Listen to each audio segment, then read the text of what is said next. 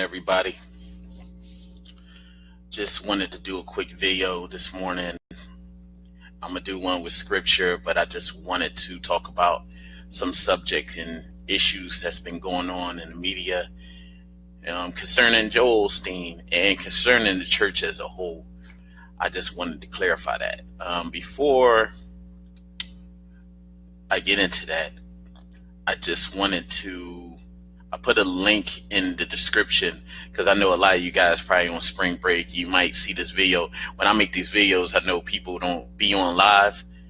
Some people do, some people don't. They look at it afterwards, but I'll put the link in the description below.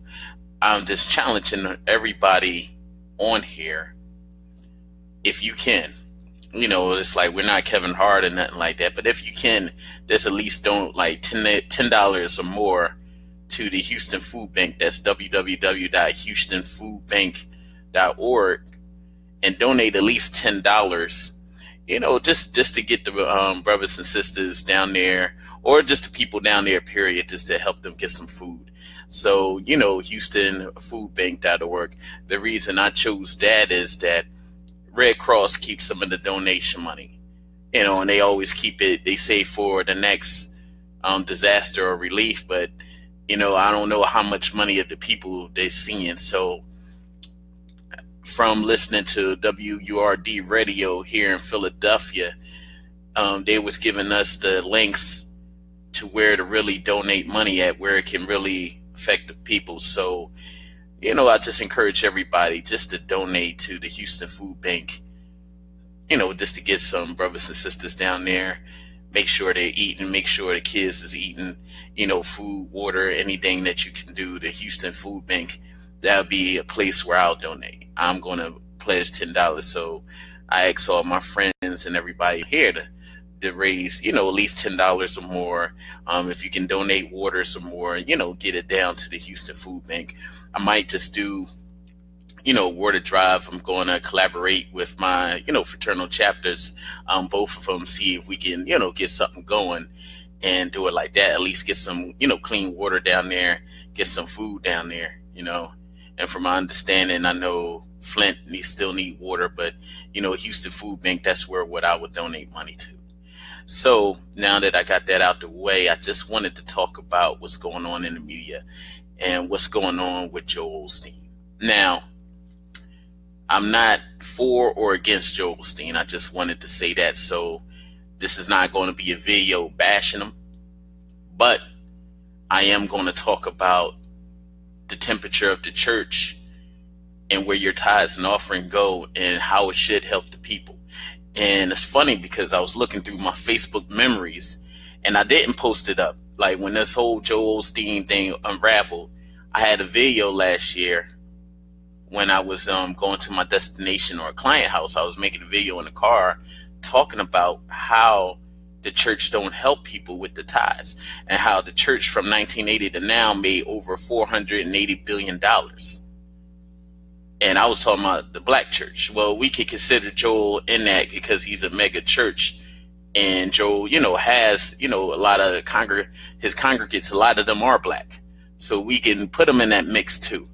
And I spoke about this last year about what tithes should be. Tithes was never meant for money, because think about it, in the biblical times, there wasn't no paper currency. You didn't have hundreds and ones and stuff like that. So tithes was, you had currency, but it was more so resources, like cattle, herd, crops, fruits, vegetables, things like that.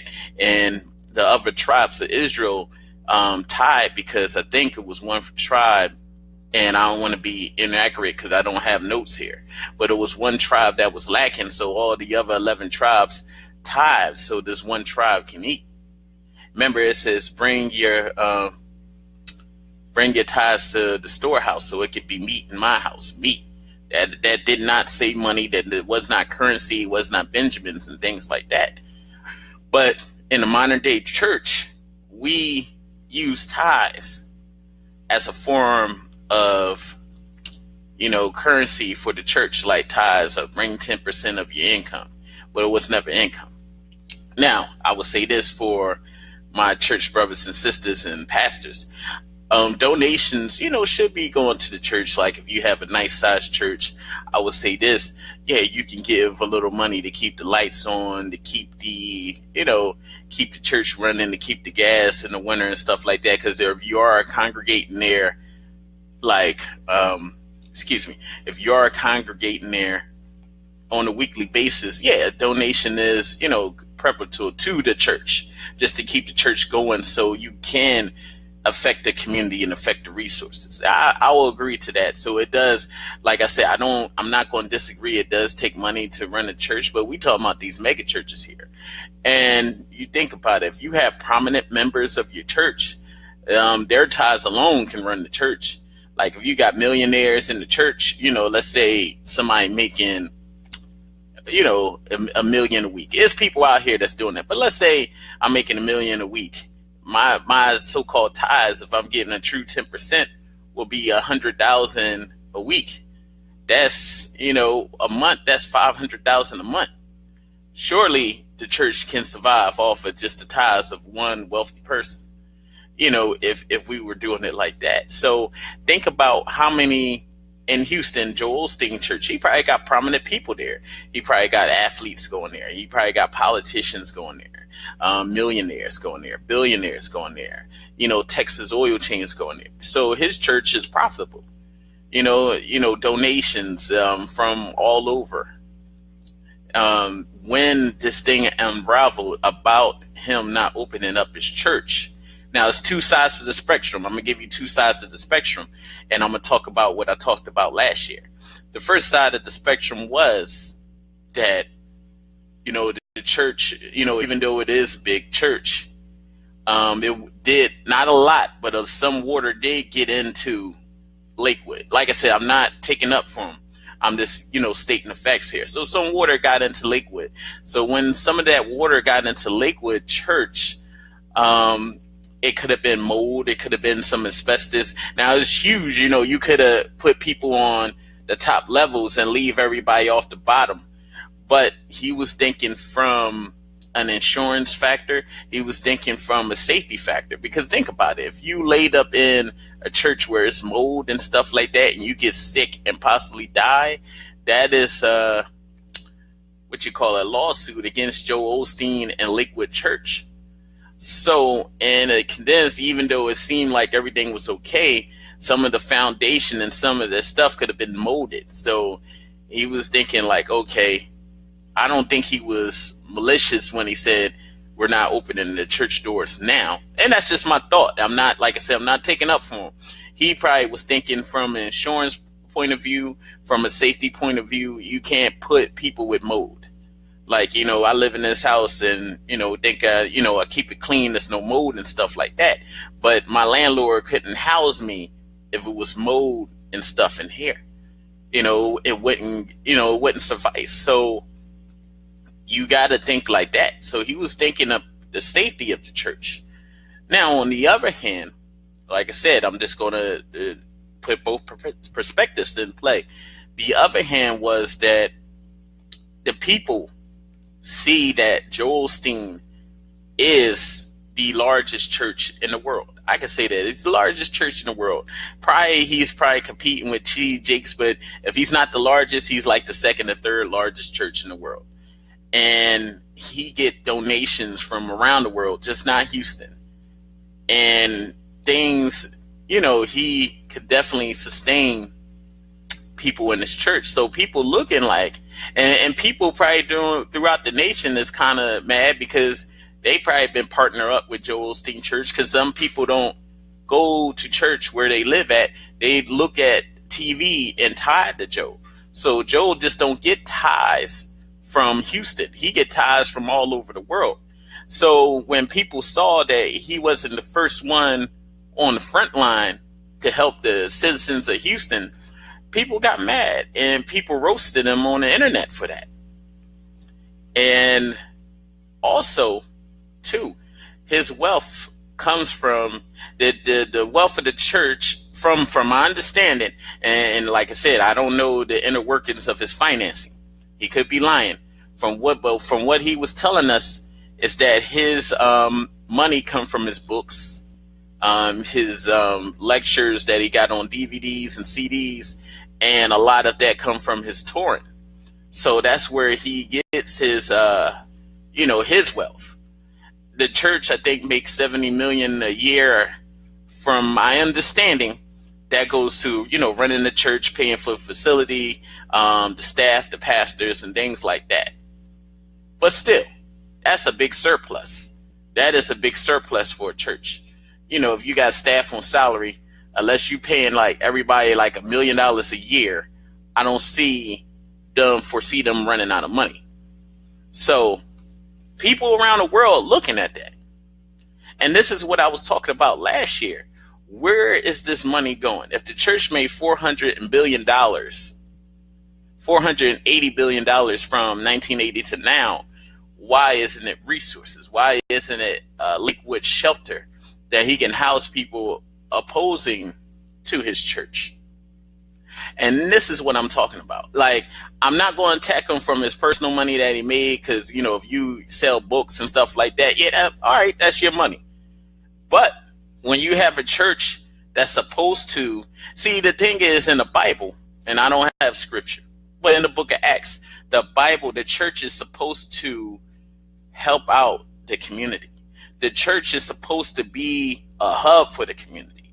If someone's lacking, they can go to the church for resources. As others give resources, others that need can get resources. It wasn't designed for one man, one woman to just control all the resources and you pay 10%, but then when it's time like this, like a disaster like Houston, when it's time to give back, where is church?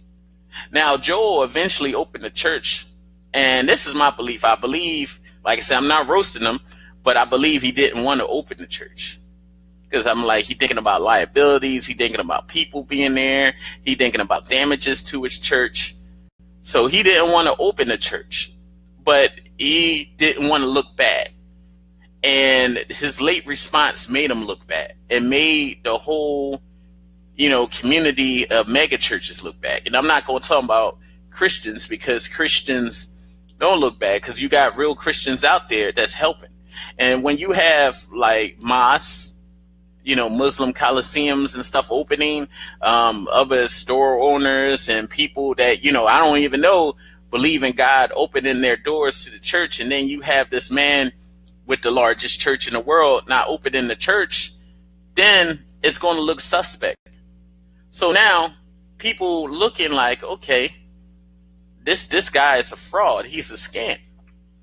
So even though he opened his church, and then if you see in the news outlets, he was just having some type of fake smile, I'm just calling it like it is. I am not roasting him, not at all, because I like some of his messages and stuff like that.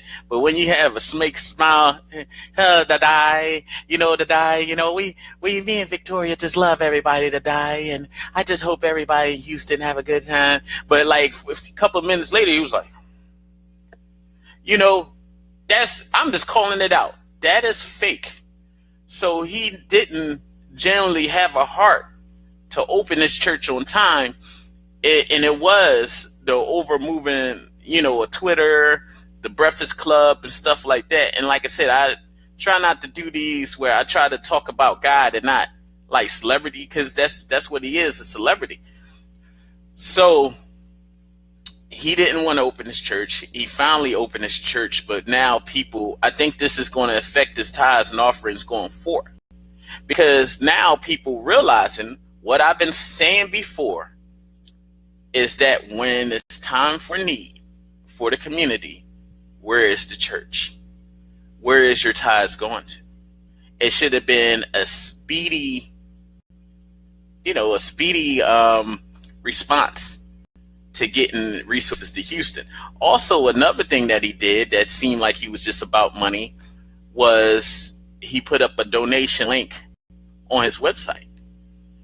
And when he was asked in the media, okay, Joe, I see this donation link to your website, where the money going? He was like, I don't know how it works. So how you don't know how it works? You're the head of the church. Is a disaster. It seemed now Now, look, I'm looking from the end of the people. It seemed to me, Mr. Osteen, that you're trying to scam the people out of more money. First, you didn't open up the church. Now you got a big send donation to Houston, the church. That money is going to be funneled to your church first. And I'd be surprised if the people in Houston seeing like 5 or 10 cents of that money. This is coming from a financials perspective. You know, I don't agree with giving the Red Cross, but like I said in the beginning, I said, the place to donate would be the Houston Food Bank. And I just, everybody that's listening to this live, like I said, I would, $10 or more. I know people have different financial things. I know I'm building a business and all my finances is kind of held up, but I can at least give $10 to $20 to the Houston Food Bank. I'm not Kevin Hart. I'm not balling like that yet, but that's where I say to put the money, because that's going to put food in the bellies of the people down there in Houston. Now, I wouldn't give the Lakewood. The Red Cross have a percentage of the donations that they keep. So the Houston Food Bank, and this is just my opinion, y'all might find another cause to give to, but I think that goes straight to the people because they'll provide food straight for the people that's down there now. So that's why I put the link in the description. But by him putting that link up on his church website, he really is being suspect right now. So now people are like, no, I'm not going to, donate. Why donate to a person that's already a millionaire? And also another thing, Joel Osteen didn't put no skin in the game. He makes a lot of money off his books, off his lectures, off his tours. He could easily put up $500 to $1 million for his own city. But yet he said, instead of putting his money in the game, he puts a donate link in the church. That's like me. Like I said, I'm going to put donate. I could put on my Team Prayer Works page, hey, link donations. Oh, Tim, where it going? I don't know how it works. That's going to seem suspect. Like, oh, what Tim trying to do? Scams now? I'm not as big as far as the ministry yet, but even if I was, I put some skin in the game. Like, hey, let's donate. Look, I'm putting the first 100,000 in there, or I'm putting the first 300,000 in there, 500 million.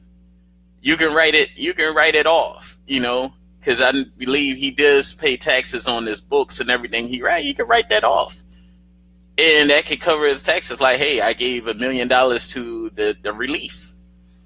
But like I said, he's not for the empowerment or the building up of the people. And like I said, I'm not coming at Joe. I think he got good messages and things like that. But also, God will always put the truth on the light. So now from here on forward, I don't think people around the world is going to really support his ministry because they've seen firsthand what he's capable of, and also he didn't put any skin in the game. This is his city. This is the city that he grew up in, and he has a chance to make a difference. Now, I would like to see what goes on from here as far as him, but because of his response to this whole thing, it hurts the ministry. Now, it doesn't hurt the word of God, because some people are like, well, this is going to hurt people who believe in God. No, because real people who believe in God knows that the churches, these mega churches, is not doing nothing for the community. We already knew that. I already told y'all that a year ago before this thing happened. If you look at my archives, I was looking at my memories when I was a little bit chubbier, that I was talking about this on the way to work. I was like, hey, look, these churches is not doing nothing. I was talking about the $480 billion they accumulated. And we should have schools, hospitals, facilities. It should not be a Christian, black or white, that should be unemployed. It should not be a Christian, black or white, that's drug addicted. Where is but who is doing this stuff? The Catholic Church. The Catholic Church got cathedrals. They have hospitals. They have Catholic schools and stuff like that. They really doing the thing. Do I agree with their ways and methods? That's, another video for another time. But no, they really doing the thing, which these so-called other Christian churches should be following their lead as far as keeping economics. We always talk about group economics when it comes to black people, but let's be honest, where is the group economics when it comes to Christianity? Or where is the group economics when it comes to, these churches? It's like in Philadelphia, it's like a church on every corner. It's like a liquor store, a church, a liquor store, a church, a liquor store, a church.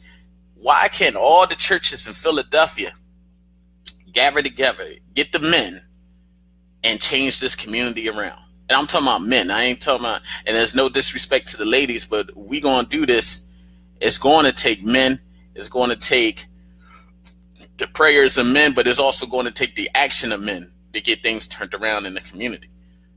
So it's no reason. I feel like we're competing against each other for tithes, but we're not doing anything with the tithes to change the community. If all the churches in Philadelphia got together and took the millions of dollars of tithes they got, it would change this city around. It wouldn't be school closings. It wouldn't have the need for juvenile detention centers to be built and new prisons to be built where it used to be a college resource center at. It would change. So what I'm going to talk about next is where the rest of the mega church pastors. I don't see T.D. Jakes putting skin in the game. Where's Creflo Dollar? He was asking for $65 million for a jet. Now that jet should be going to get the people of Houston, right? Bringing them to World Change, whatever church he has, bringing them to there. Why can't his $65 million jet be a catalyst? This is what you need the jet for, Mr. Dollar. If you have that jet and you got the donations for the people, you should be chartering a lot of people, a lot of elderly and stuff out of Houston and bringing them to Atlanta, sheltering them in your big church. You could grab you could commit to grabbing a couple of, 100, maybe 1,000 or 2 people, in your jet. This is the jet that the people have gave you. So where are you, Creflo? Where is T.D. Jakes? T.D. Jakes is, down the road. He the cat down the road. Where are you, T.D. Jakes? Can you send, if you're not going to house people, can you put some skin in the game? Can you put some money in there? T.D. Jakes, can you partner with the Houston Food Bank and put a couple of 100,000 in there? I understand y'all greedy and y'all don't want to give millions of dollars, but can y'all at least give $200,000 to $300,000 to the Houston Food Bank so you can feed some people down there? Where's, Joyce Myers? I don't know if Paula White alive or dead, but where is she at? Where is, I don't know if Charles Stanley's still alive, but where are they? Where are some of these pastors here in Philadelphia? I don't want to call out names. Y'all know, y'all pastors in Philadelphia, except the one that I currently go to now. The rest of y'all, me and y'all, we don't get along. So I'm not gonna, this is not a beef video. I know most people beef with rappers. I beef with pastors to a certain extent. And it's not beef, it's just that I'm sick of them pimping out the people. I'm sick of them not really preaching the word of God. And it's all about having sex with the sisters, getting your money, and not helping out. So that's where I stand with Philadelphia. Most, I ain't gonna say all, because it's a couple of y'all. Shout out to Pastor Bodie, Pastor Aaron, that's it. And Pastor Waller. There's nothing wrong with Pastor Waller. But the rest of y'all know who y'all are, and y'all didn't put no skin in the game. And y'all not mega church pastors, but y'all can at least, if y'all listening to this and y'all see your pastor, and if I ain't call him out in Philly, they can at least go to the HoustonFoodBank.org and send some donations there.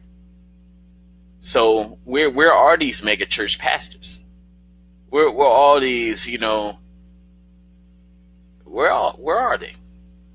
The scumbag of the century, Eddie Long, I know he passed, but his church can donate. They can make it right. I'm not even going to speak about what he done, but they can make it right. They can send some money to Houston. Take authority and send some money to Houston. That's what I'm saying. put some skin in the game, man. It shouldn't take a comedian and a couple of rap bungles that's supposed to be Satanists. They supposed to be Illuminati, but they sending the most bread. So we followers of Yahshua, we followers of Yahweh, and we not sending no money. We're the rest of the church. I don't want to see, not saying, I'm glad Puff and Kevin and Michael Blackston and DC Young Fly and all these people donated. But that's not what I want to see. I want to see these church pastors donate.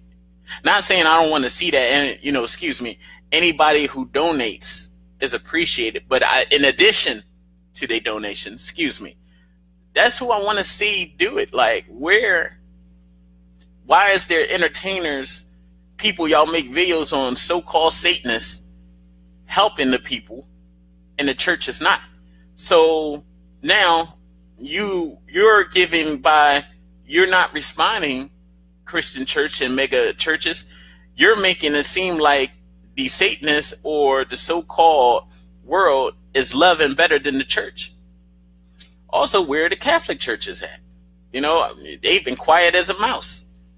And I already said they already got group economics. They have a financial structure. Where, the Pope, where is all these Christian leaders in this time of need? It's funny how when something happens like in the world, whereas a couple of months ago when Donald Trump signed an order to a no-fly zone, I think I'm saying it wrong, but where Muslim refugees couldn't come into the country. I don't know the name or the term for it yet, and I always want to be correct with what I'm saying. But let's just say I can safely say he did a no-fly zone for them, or, they couldn't come into the country. The whole world like, oh, this is wrong, this is that, this is this. But it's funny when it affects melanated people like Houston, you don't see this whole outcry. You don't see this outcry. You don't see nobody trying to help. And that's what I'm saying. And what I'm doing is, like, I know the world crooked. I know the world is racist. They don't like you because your skin color. They don't like you. I can get over that. Like, okay, cool. You don't bang with me, I don't have to bang with you. That's cool with me. But what I'm saying is, where are these pastors of this mega churches at? They have enough wealth. We don't have to worry about the world and how they view us. And I'm just going to talk about, I identify as an Israelite, but I also can identify as a Christian too, because I did a study on that. Christians is the people who established the first church and helped the community. So it's nothing wrong with identifying with a Christian. But by history, by hue of skin, and by what, my people went through, yes, I identify as an Israelite because of that. And I'm not the guys, like I said, the street corner ones, it's nothing wrong. They got the right knowledge, but some of the application is wrong. Not all of it, but some of it. But they just trying to wake people up. So I got no, quarrel with them. But when I call myself an Israelite, it's not about that. It's about me saying that because of the Bible and because of the history, because of what so-called Africans that exiled to America and was enslaved went through, and what it says in Deuteronomy chapter 28, our ancestors were the Israelites. Then I'm gonna have to do a DNA to make sure I was truly am an Israelite, because some of our ancestors wasn't enslaved, and some of them was Moors. Some of our ancestors was indigenous people, Indians. But not to get off track, let's go back to this. This video was kind of long. I'm about to end it, but I just want to say this too. Thanks for the people who viewed in. I know it's a holiday weekend, but I wanted to address this in a professional manner, and I wanted to address this in a manner, and I think I did, whereas I didn't bash Mr. Osteen, but I did bring some truth to the light about these churches, about your tithes, and about where we're going from here. Now, if you want to donate, go to www.houstonfoodbank.org. I'm just pledging everybody that's looking at this video, just give $10, man. It's not a lot of money. I know people have their own struggles, $10 or more. I'm just saying $10 as a catalyst or whatever you can give. I'm going to give the 10 and just help some families eat, because it's going to take, forget the media circus of the celebrities. Maybe forget, if you don't see a mega church pastor and I'm doing it, we can do it. We can do it. I got on close to 5,000 friends here on Facebook. We can make a difference if we just gave $10. We can feed some families for a while. I don't have a mega church congregation and anything like that, but if I could get my friends and my family just to send 10 or more, we can help a couple of families until everything dried out down there. That's what I'm aiming to do. So, God bless y'all. Thanks for, rocking with me. I just, like I said, sometimes I'm going to do these things and talk. I always try to give you guys scripture. I always got to let you guys know that you can live your heaven now. You can live your life now. Don't wait on Jesus, because Jesus is waiting on you. Till next time, peace.